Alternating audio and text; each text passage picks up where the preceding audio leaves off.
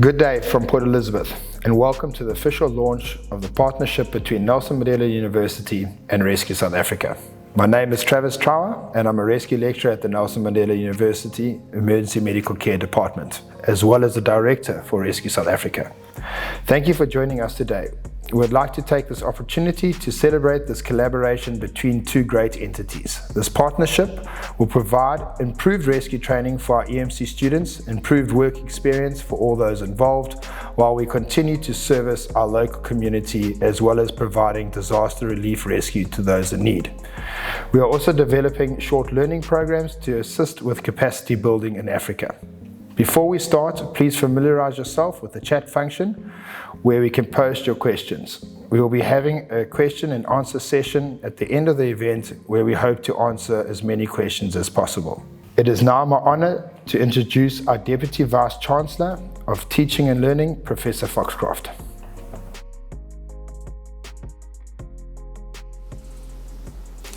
It is my privilege today to extend a warm welcome to Rescue South Africa as you join Nelson Mandela University's family. Through the learning and teaching, research and engagement missions of the university, one of our main objectives is to foster graduates who are socially conscious, responsible global citizens who serve the public good. Rescue South Africa is an organization that has its roots in disaster response. Our two organizations are now embarking on a joint journey where together we can be of even more value to our communities when rescue services are needed and to leave a long-term positive impact in the process. We are looking forward to seeing how the natural synergy between our organizations will grow from strength to strength. If one considers the visions and values of our two organizations, we share much in common, particularly that we strive to put people first, especially when they are at their most vulnerable. In the words of Nelson Mandela, what counts in life is not the mere fact that we have lived. It is what difference we have made to the lives of others that will determine the significance of the life we lead. Discussions regarding a possible partnership with Rescue South Africa started about a year ago. Thereafter, a formal memorandum of agreement was signed. We then jointly decided to move the cache of about 60 tons of rescue equipment from Gauteng to Koberge. Earlier this year, this dream came to fruition when the equipment started to arrive to find a new home on our Ocean Sciences campus. The dream has become a reality, and I can assure you that we are aware of the responsibilities that come with it. Back to my passion of learning and teaching. We can truly say that we are now more than ever in a position to facilitate real-world learning in the classroom. To be more specific, during practical training in various environments, the same equipment that was used in recent disaster responses will now be used to augment the training of our students and practitioners to develop essential and advanced rescue skills. This is aligned with Mandela University's mission to develop, grow, and ensure that our students are fit for purpose and ready to make a contribution to society right after graduation. Our student involvement with Rescue South Africa will undoubtedly contribute to the development of our envisaged graduate attributes, which include in-depth disciplinary and interdisciplinary knowledge, social awareness and responsible citizenship, adaptive expertise, creativity and innovation, critical thinking, intra- and interpersonal skills, and communication skills. We want our graduates to make a difference where it matters in real life, in our communities. Consequently, Nelson Mandela University is so grateful for this opportunity to partner with Rescue South Africa. We are especially grateful to the CEO of Rescue South Africa, Mr. Scher, for spearheading the Memorandum of Agreement and the mutual, respectful and professional relationship that has developed as a result. Although the initial phase involves mostly real-life disaster responses and training, it is also envisaged that this initiative will lead to future research and community engagement opportunities. The under-resourced Eastern Cape will also benefit from the equipment and emergency vehicles that can be used to respond appropriately in emergency and rescue situations. We are truly privileged to partner with Rescue South Africa and look forward to where our mutual journey will take us. In 1999, a group of volunteers decided to go abroad and assist after an earthquake in Izmit, Turkey. This rescue mission revealed to the team a very serious skills shortage in search and rescue in Southern Africa. Out of this was born the concept of Rescue South Africa. So in 2001, an NGO was formed called Specialized Rescue South Africa, or more commonly known as Rescue South Africa. The vision was to enable Africans to be good citizens of the world, to show the world that Africans can help themselves and offer humanitarian services worldwide. Rescue South Africa had three primary objectives. Firstly, to respond to sudden onset disasters and provide technical rescue skills, regionally, nationally and internationally. To build a cache of equipment to be used for both training and response. And lastly, to build capacity by offering high-quality rescue training regionally, nationally and internationally.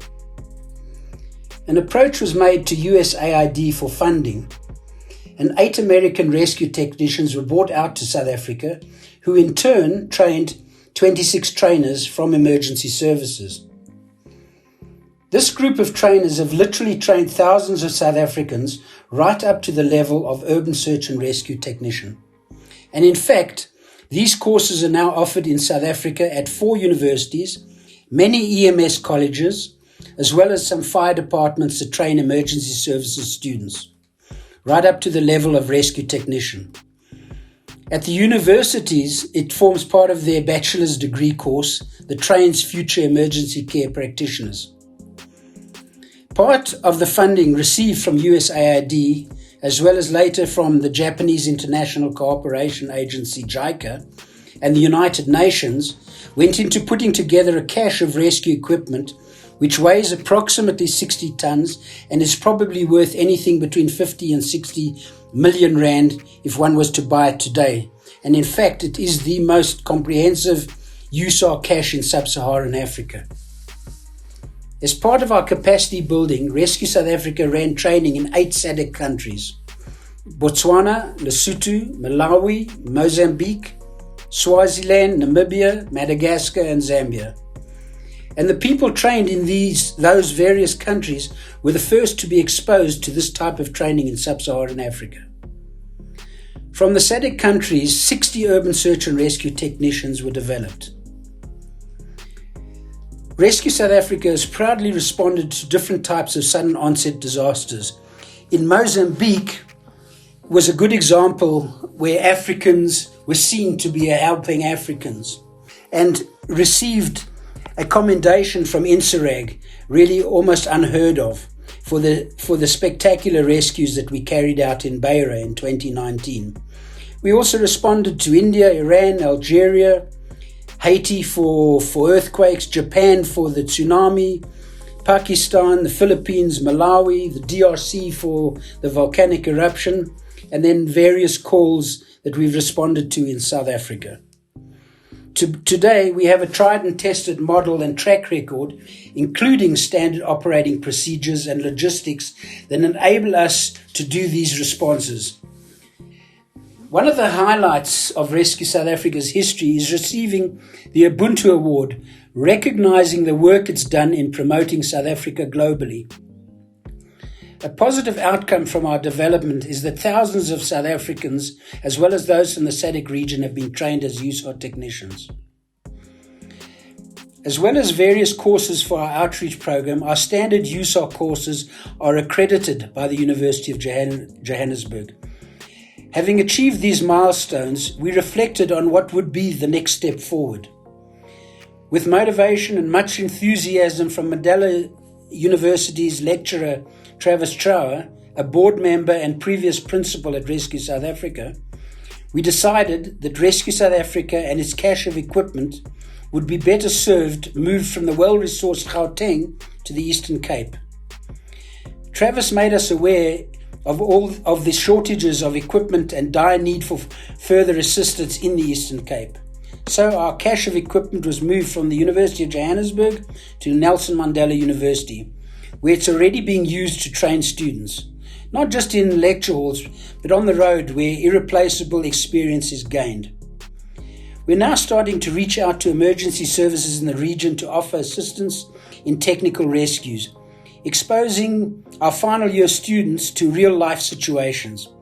Our first experience being on the 12th of October, where we successfully assisted SAPS on a rescue call. We're also looking forward to adding our rural outreach programs to those run by Nelson Mandela University. This is the future of Rescue South Africa. We, the Faculty of Health Sciences, are proud today to officially launch our partnership with Rescue South Africa. The Faculty of Health Sciences currently offers qualifications in 10 health professions, as well as the new medical program, which started in 2021. We deliver these various programs in state-of-the-art laboratories and teaching venues on the North, South, and Ocean Sciences campuses in Summerstrand and on Mission Vale campus, ensuring that our students are not only exposed to the traditional classroom setup, but also to practical, hands-on training as healthcare professionals within the communities they will serve. As the faculty grows, one of its core principles is to ensure that we can help strengthen public facilities and health services, collaborating in core partnerships across faculties and various stakeholders for the benefit of our communities. And this is where our partnership with Rescue South Africa perfectly fits into our long-term vision. One of our very dynamic departments is emergency medical care. In layman's terms, we often refer to them as paramedics or ambulance men and women, but that is an underestimation of what their training is about. Our emergency medical care department is primarily situated on the Mission Vale campus, and this is where we plan to further expand the facilities they require for training, especially in rescue skills, which is a specialized field in their profession. So if you can visualize students abseiling on ropes across buildings or from bridges and crawling through trenches, you can form an idea of just how hard and intricate their training is. Added to this are work-integrated learning hours in ICU and an ambulance over weekends where they spend their time training. Imagine getting a call that a person went missing during a boat trip and a search and recovery operation is required in stormy waters in the open sea. That will give you a very good idea and understanding of how specialized and diverse this field has to be to meet those demands. Soon, a rescue response vehicle will also be made operational for the students to obtain real-life rescue training as part of the work integrated learning platform. Once again, providing service to society while gaining valuable expertise. We are proud to formally announce our partnership with Rescue South Africa today. Our campus is the new home or hub for not only enhanced training opportunities in rescue, but also disaster response activities of Rescue SA, which will be mobilized from our Nelson Mandela campus. We have made a commitment to the CEO of Rescue SA, Mr. Scher, that the university and specifically the Faculty of Health Sciences will strive to ensure that Rescue SA will continue to be operational and provide the necessary support on on ground level when needed, and that we will also build capacity in rescue activities in South Africa by providing support towards the maintenance and control of the elaborate cache of rescue equipment that is part of this collaboration. We've also committed to collaborate with the EMS College, which was recently opened at the Doranginza Hospital site, to ensure that we share resources now that we have been blessed with this priceless asset from Rescue SA. Future plans include dedicated rescue facilities on the Missionvale campus and new training programs, including short courses to upskill as many emergency care and other practitioners as possible, not only in South Africa, but hopefully in other African countries as well. Ladies and gentlemen, thank you for joining us today. I am Professor Ilse Truter, the Director of the School of Clinical Care and Medicinal Sciences in our faculty. Emergency Medical Care is one of the 5 departments in our school. I am an academic. I love books, words, lecturing and interacting with students. And then sometimes I am confronted with reality, and specifically the reality of our rescue practitioners and the importance of the rescue operations that they undertake. I invite you to watch the video that is playing with me. This is what our rescue practitioners are faced with. Observe the force of nature and watch the faces of the people. Feel the danger and live the excitement. Feel the adrenaline and the energy. On 20 March 2019, Reuters reported on one of our very own heroes, Trower, a staff member of the Department of Emergency Medical Care and Principal of Rescue South Africa, said that many people remain trapped on islands of land around Beira, but that the acute rescue phase, pulling people from rooftops and trees, was largely complete. They further reported that Trower described scenes where mothers passed in their children from trees and crowds of people swarmed around rescue helicopters when they were able to land. On the Tuesday, rescuers saved 167 people around Beira with the help of South African Air Force helicopters. This is reality. We have traveled a journey, an exciting journey with Rescue South Africa the past year. Today is the first step towards the second phase of our journey, a new beginning. Now the negotiations and talks change to action, a term very familiar in the EMC, Emergency Medical Care profession. Coming back to the reason for today, it is my privilege to do the vote of thanks. To the CEO of Rescue South Africa, thank you Mr. Scher for entrusting Nelson Mandela University with your legacy. Your passion and continued drive to reach out to people in need is evident and inspiring. I will never forget all the planning and especially the logistics involved in moving the many tons of equipment to our Ocean Sciences campus. On 16 April this year, in the evening 1842, I received a WhatsApp message from Nicolau. Prof, we are nearly in Kraddock. An exciting moment after a long journey. This was certainly a massive undertaking to bring the equipment to our campus. Travis, Nico and team, thank you for ensuring that equipment arrived safely on campus.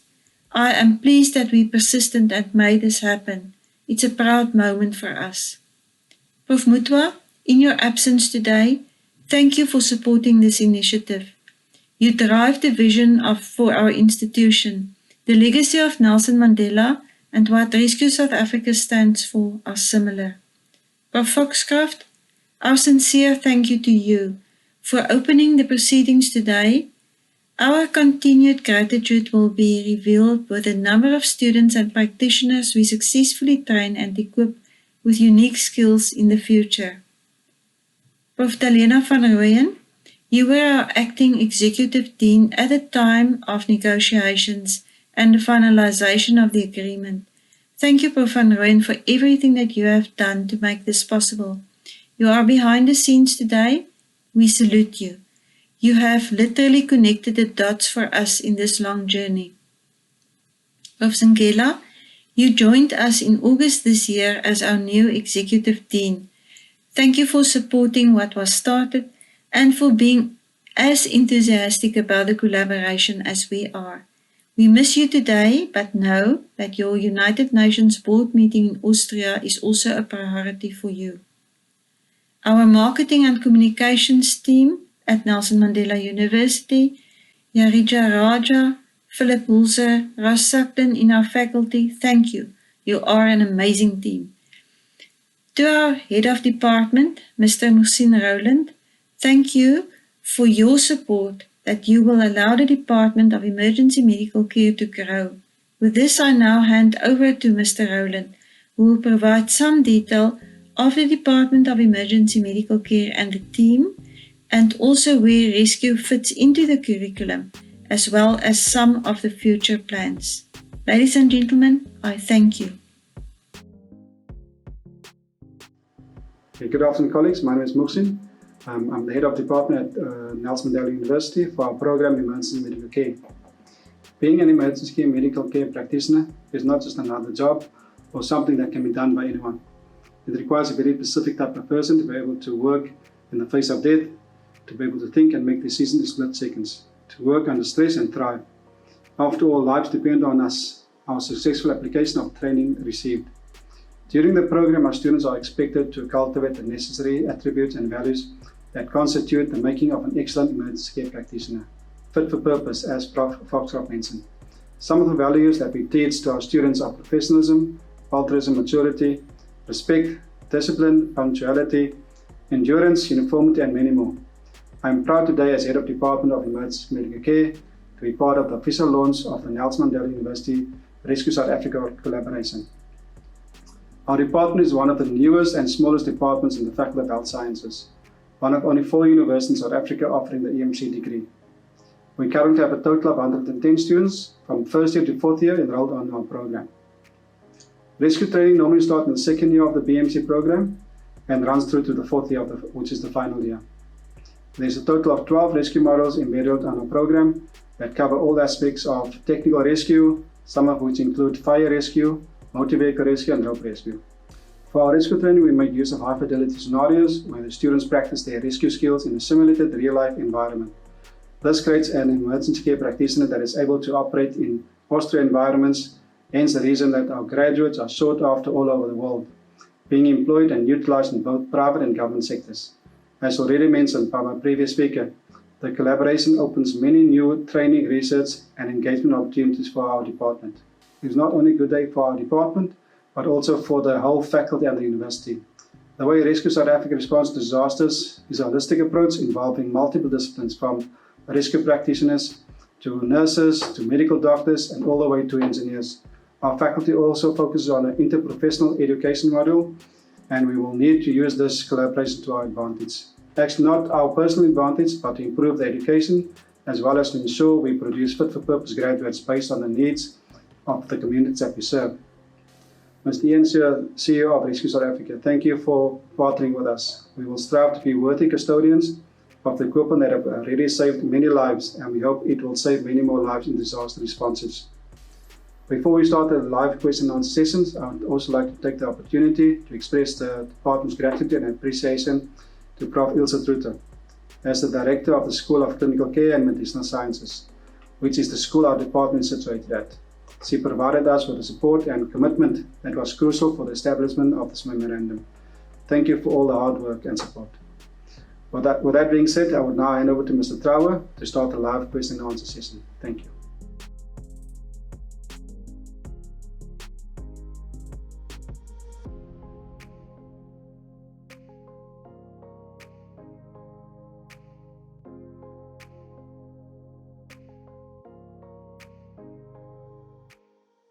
Thank you, Mr. Rowland, for the handover, and welcome to the live session. My name is Trower, and I'm a rescue lecturer at the Nelson Mandela University, as well as a board member for Rescue South Africa.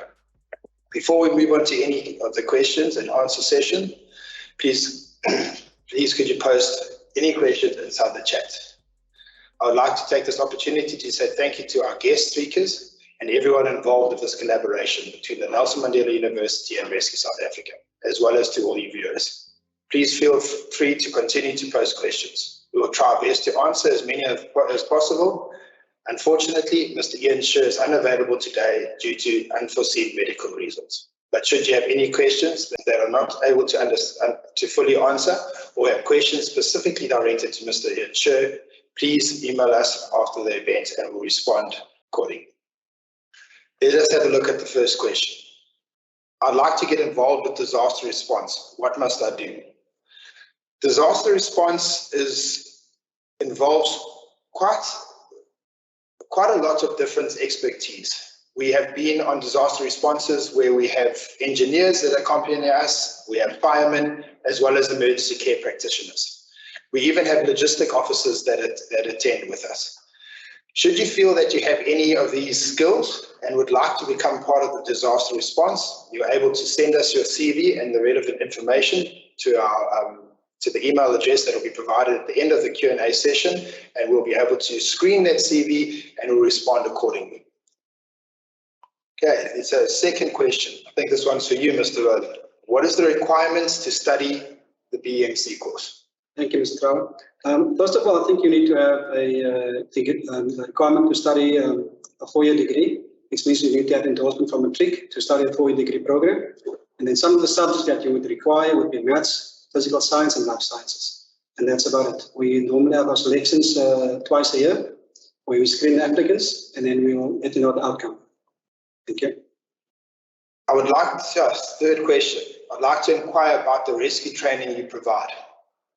Okay, so we have quite a bit of different subjects that we train for rescue. We train everything from the oil and gas industry into the mining industry, but our key focus is very much on the rescue modules that are offered in the BMC program across the 4 universities. These encompass pretty much everything from rescue training in the water environment, or rescue training that is in the wilderness environment, also to an urban environment. If you would like more details on these subjects, you can also have a look on our website, where it will explain each one of the modules to you. What determines whether you mobilize to a disaster? So there's a couple of variables when we decide whether we're going to mobilize or not. One of the first ones is, what is the need? And what is the need that is there for us? Is it an earthquake? Is it a flood? We have to obviously look at that. And also we need to be specifically asked from that country or from somebody that is going to provide the sponsorship for that response. Which of the disaster responses in the past stood out the most to you? Sure. I've only been on 3 responses with Rescue South Africa. There have been numerous ones, as Ian mentioned in the earlier on in his speech. I think the one for me would definitely be the Mozambique disaster response. I think the reason for that was simply because we responded extremely quickly to the disaster. We actually drove almost into the cyclone as it was approaching Mozambique. So I think arriving so early on time just gave us the opportunity to really render rescue services to those people in need.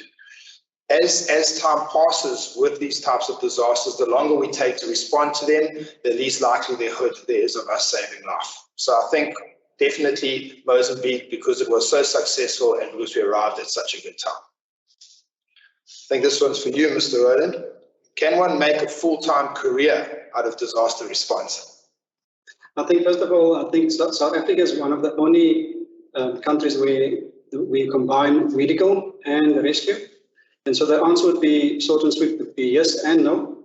Mr. Trower himself is a paramedic and he's a rescue paramedic. So he's got, normally our qualification gives you the foundation to go into both streams. So yes, you can make it a full-time career. Currently, our profession is looking at a 1-year program just for rescue. But at this stage now, our program is designed over 4 years. And there's 12 rescue models within our curriculum. And that combines being a medic and a rescue medic. think I could maybe add a little bit to that, Mr. Rowland. I think specifically in South Africa with only disaster response, I feel it would be difficult to make a full-time career out of it, simply because the disasters, they don't happen every day. They're few and far between. And at Rescue South Africa, we're a voluntary service. So we do not pay our volunteers when they come to assist us on a disaster. So I have been lucky enough, as Mr. Rowland mentioned, to be able to service the public in the rescue capacity. But from the disaster response side, it doesn't earn me any money at all. It is volunteer. It is definitely volunteer based. Okay, next question. Why did the equipment move from the University of Johannesburg to Nelson Mandela University, and what benefit does it have for the Eastern Cape, especially during the festive season? So the Eastern Cape, to be honest, is not as well resourced as what Johannesburg is. I mean, Johannesburg being the biggest city in South Africa, there are a lot of resources available. Eastern Cape is a smaller province and doesn't have as many resources available. That's one of the reasons. Also, the Rescue South Africa joined into a partnership or a collaboration, so should I say, with the Nelson Mandela University. And currently the BMC program run at the Nelson Mandela University is one of the youngest amongst the 4 other universities. And I think the collaboration together with Rescue South Africa and Nelson Mandela University definitely pushed the BMC course ahead of time in terms of equipment and assets that are now made available to our BMC students. So I think those are the two key reasons. I agree. Yeah. Mr. Rowland, this one's for you. Can one study the BMC course part-time? No. There's no way. At this stage, no. The program is designed over 4 years. There is shorter learning programs, which is a 1-year program, a certificate program, and then there's a 2-year program. The 2-year program is going to move to a 3-year program soon. But currently, the 4 universities that offer the BMC degree or the Bachelor of Emergency Care degree is 4 years full-time. And the curriculum is just so packed. There is no way that anybody can do a 4-year program that is Monday to Friday part-time, which means it will take at least maybe 6 to 7 years. And nobody wants to study 6 to 7 years. So at this stage, no, it's a full-time 4-year degree. Okay. What determines whether you mobilize to the disaster area? I think I slightly touched on this earlier on, but I think it's the request that we've got to have from whichever, like for example in Mozambique, we got a request from the disaster management. I know in the past there have been requests from government entities outside the country. Should we respond with inside our borders, we'd have to obviously get a request from a specific area, and also we'd have to decide on the need for our response. Is there enough resources to accomplish what is needed? If not, then we can make the resources that are available at Rescue South Africa to assist the people. This one, I think we can both give it. Do you register at the HPCSA as a rescuer? I think the answer to that would be no. At this current time, definitely not. You would register at the HPCSA as a BMC paramedic.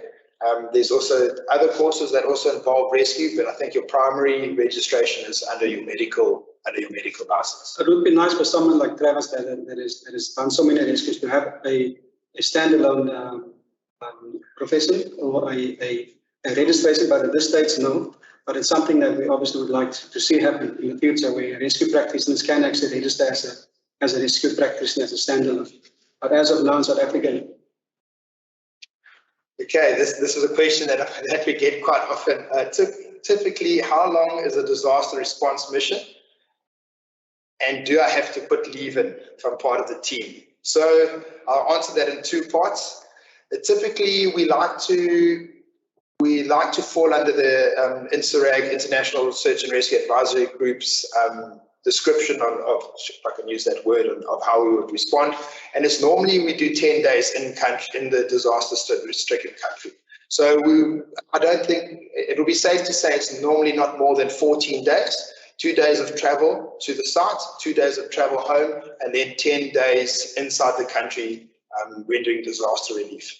Do you have to put leave in? If you are part of the Rescue South Africa team, we like to get our paperwork and documentation all ready way before the onset of the disaster. So we like to approach those volunteers that do have permanent jobs and say to them, please will you chat to your managers? Will you get letters to allow you to leave at a very short notice? So that would be pretty much up to your employer whether they require you to take leave or not. It needs to be understood that when we respond, we like to pack all the equipment and be up in the air as quickly as possible. I know Ian says our goal is to get going within 6 hours. So that is our focus. So I think that the main thing would be to put all the procedures and measures in place should we need to leave at a short notice, that your employer is aware of that. Mr. Rowland, I think this one is for you. Can you RPL into the BMC program? It's a very common question. We get it quite often on a daily basis, and so the answer is yes. We do RPL candidates, and we need to assess your application. We look at your matric, we look at your experience within the profession, and then if you do qualify, we then ask you to come in for a test, a written test, and then a simulation, and then we'll give you the outcome within the next week or so after you've done the written test and the simulation. So yes, everybody that meets the criteria for RPL, we do have that program available. Okay, so there seems to be no more questions being put into the chat for now. So I think I'd like to take this opportunity now to say thank you to everybody that's been involved with this collaboration between NMU and the Rescue South Africa. I'd like you to thank all the viewers for taking the time to join us. And should you have any questions that you'd like us to answer or any more information, please feel free to contact us at the end of this Q&A session. The details for our contact will be made available to you. For now, goodbye from the campus by the sea, and stay safe. We hope to meet you all in person soon. Thank you. Thank you.